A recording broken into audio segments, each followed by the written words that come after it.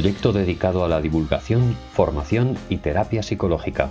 Consulta nuestros servicios en nuestra web y redes sociales. Andrea, pues para finalizar llevamos toda la entrevista hablando del análisis funcional y nos gustaría ahora que nos explicaras realmente qué es el análisis funcional, para qué sirve, qué partes tiene y en qué consiste básicamente. Bien.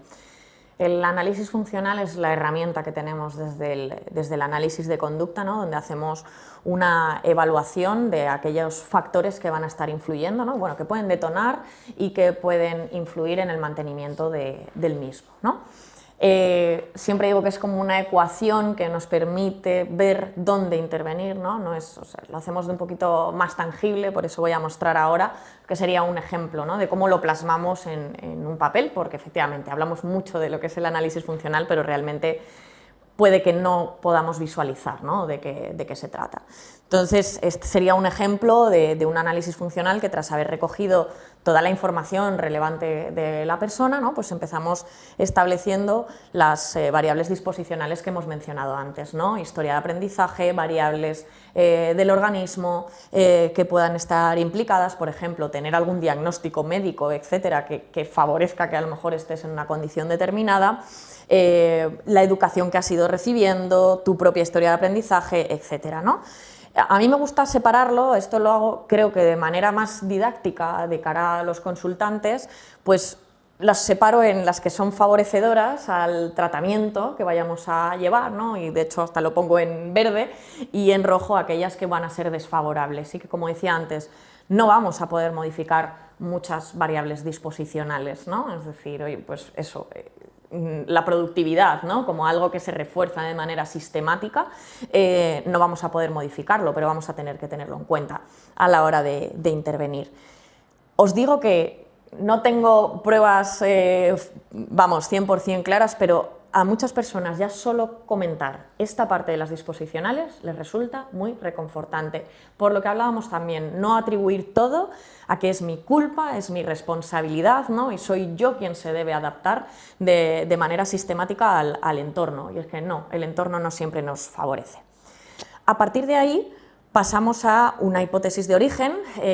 Si la hay, es decir, si tenemos datos suficientes como para explicar quizá ese punto de inflexión, ¿no? Donde empecé a tener el problema, ¿no? Y donde me planteo acudir a terapia psicológica o me planteo que no estoy bien, pues entonces, ya digo, si está esa información, lógicamente no nos vamos a inventar nada, pues lo planteamos también. Parte buena y parte no tan buena, como hemos dicho, nos gusta mucho tener respuestas a aquello que nos ocurre, ¿vale?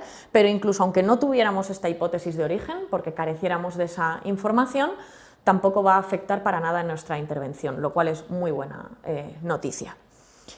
Después pasaríamos a las hipótesis de mantenimiento, ¿no? Y a mí también me gusta representarlas como en estos esquemas, porque aunque se lo puedo describir a la persona en texto, como también pongo ahí abajo, para los psicólogos es súper importante que la persona sepa discriminar su propio comportamiento, ¿no?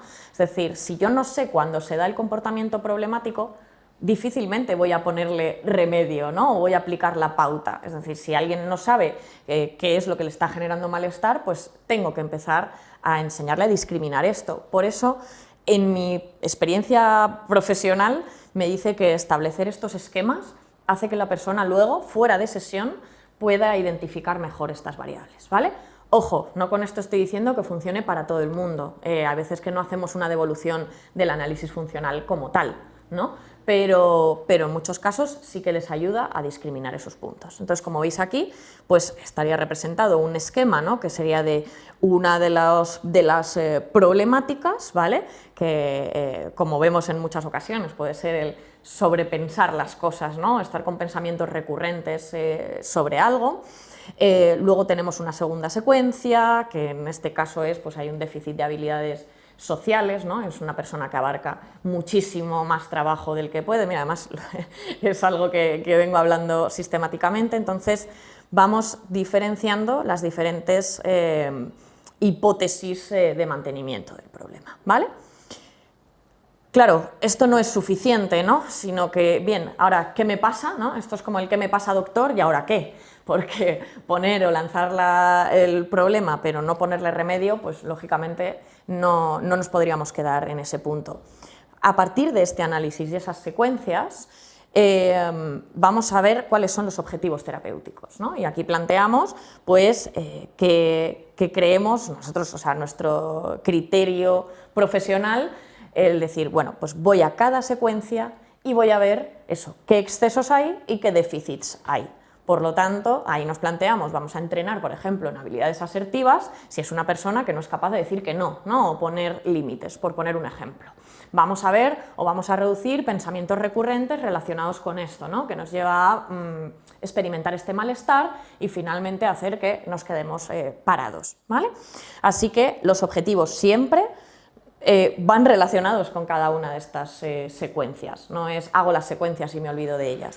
Planteo los objetivos y a partir de ahí, de esos objetivos, pues salen las estrategias, pautas, los procesos de aprendizaje que los psicólogos tenemos que saber cuáles son, ¿no? Y cómo están implicados para poder hacer esa intervención. Gracias por ver o escuchar un episodio más de Engrama. Recuerda que puedes consultar nuestros servicios de terapia y nuestros últimos cursos formativos de psicología científica en nuestra web. Tienes el link en la descripción. Nada más, gracias por tenerte por aquí de nuevo y pues a ver si podemos repetir en